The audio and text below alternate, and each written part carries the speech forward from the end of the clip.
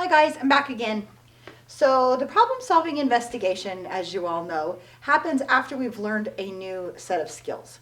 So this is going to be working with probably our adding and subtracting of like fractions because that's what we've been working on for the last couple of weeks.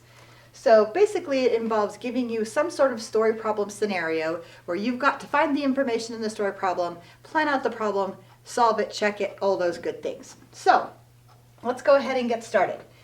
The first problem says Nathan used some flour for a cake recipe. He used 1/4 of the bag for a bread recipe. There is 2/4 of the bag left. What fraction of the bag did he use for the cake? So the first part of it asks us to figure out what we know. So it says Nathan used some flour for the cake recipe. How much flour did he use? Well, looking back in the problem, it says he used 1/4 of the bag. So you're going to fill that in your blank. We know that Nathan used 1/4 of a bag. So if this is the whole bag, I'll just draw this out here. And you've got this on your page down here at the bottom in the solve part. I'm going to go ahead and get us started with that just in case.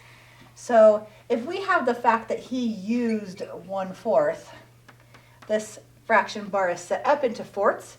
This denominator tells us how many pieces. He has used this much. Then it says he has blank of the bag left.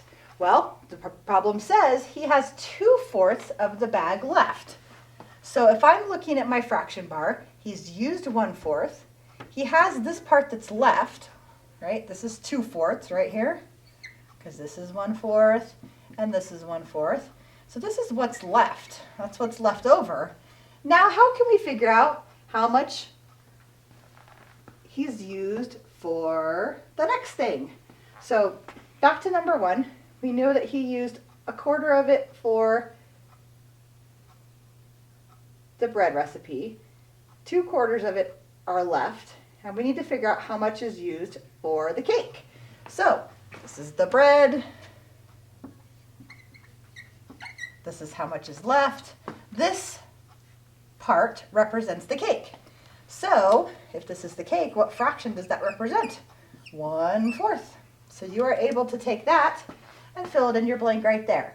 So for number two, we already worked backwards. For number three, they've drawn out the same thing that we have, which is this is the whole bag of flour. There are 4 parts in that. 4/4 is equal to 1 whole. So you've got to fill in your 1/4 right there. Let's take a look at the back. We've got another problem waiting for us. All right, we have Lily, Noah, and Kaylee sharing a pizza. We have Noah ate 2/6. So here's Noah. Noah ate 2/6. Kylie ate 1/6. And there's 2/6 of the pizza left. Different color here.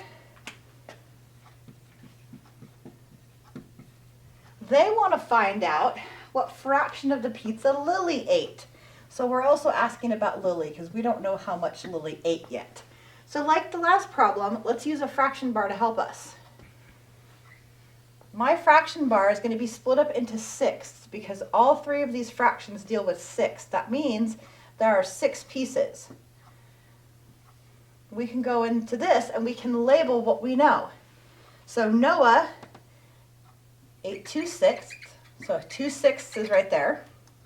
Kylie ate 1/6, and there are 2/6, which is here to here, right? See these 2 boxes? This is what's left.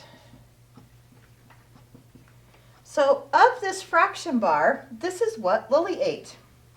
So Lily has 1 piece out of the 6 pieces there are. So Lily ate 1/6. All right. So what facts do we know? Well, we knew this information here, so you can write that down for number 1. What did we need to find? Well, we needed to find out how much Lily ate. We made a plan by drawing out our fraction bar and figuring out how much each person had already eaten and what was left. And then we solved the problem and figured out that Lily ate 1/6. Okay? Number 4 is always the check your answer part. It asks you to think about what you've done and does your answer make sense? We know that our answer makes sense because we can visually see the pieces in the whole. So this is the whole pizza. I actually probably could have drawn this as a circle, right? Makes more sense if it's a pizza. Now, just like before, if I want to represent this in a circle instead of a fraction bar, I still need to have 6 pieces, right? Because that's how it's measured. So, I mean, my drawing skill is always a little funkified there. We have Noah, who had 2 sixths. So remember, if I split it up into sixths, each piece is 1/6. So Noah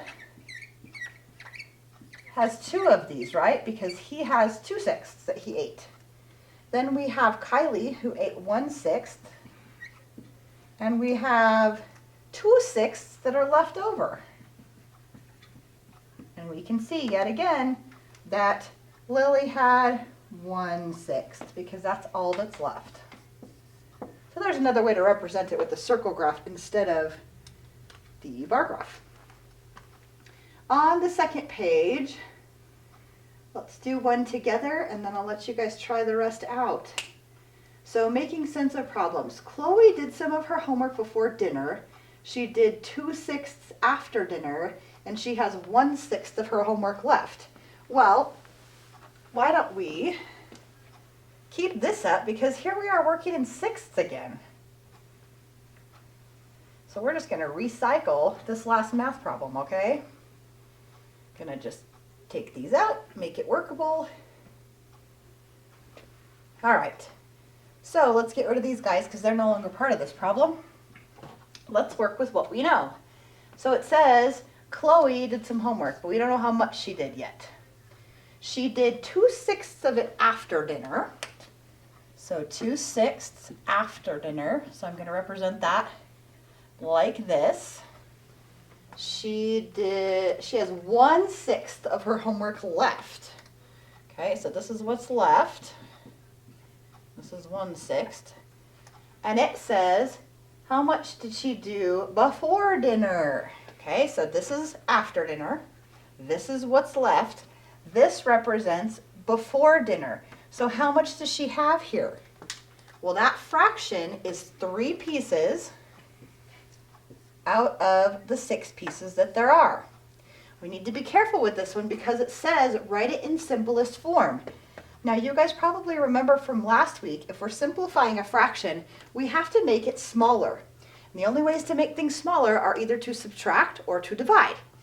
Now we're not going to be subtracting when we're dealing with fractions, so we're going to be dividing. So what factor do both of these numbers have in common?